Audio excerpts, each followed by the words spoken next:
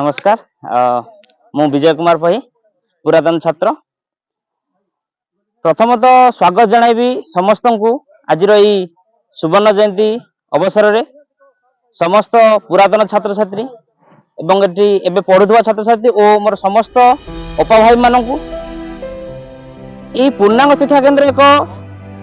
नूतन दर सृष्टि पिलार चेतनार विकास और अतिमान चेतना सहित आत्मा और परमात्मार मिलन को किपरि भाबे पिलांकर शिक्षा रे आमे समायन करि परिबा या होउची ए पूर्णांग शिक्षा केंद्र मुख्य अभिमुख्य। प्रभु श्री अरविंद करुणामयी श्रीमा तांकर अपार करुणा हेतु आम ग्राम रे 1975 मसीहा एप्रिल 9 रे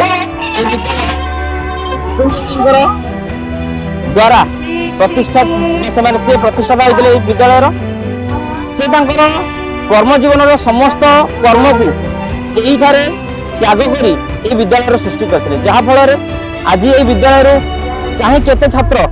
किए जज होती किए डॉक्टर नर्स शिक्षक बहुत सारा जगह बहुत भल भल जगह शिक्षार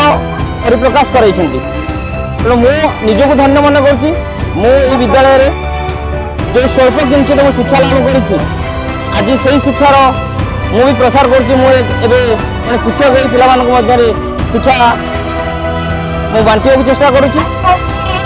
मुख्यतः श्री पूर्णांग शिक्षा केंद्र आभिमुख्य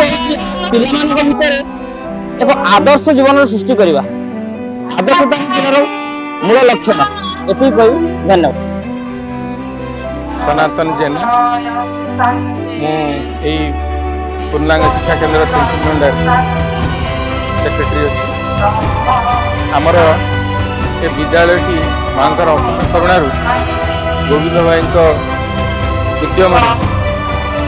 1975 मसीह आरंभ हो आज यही दिवस आम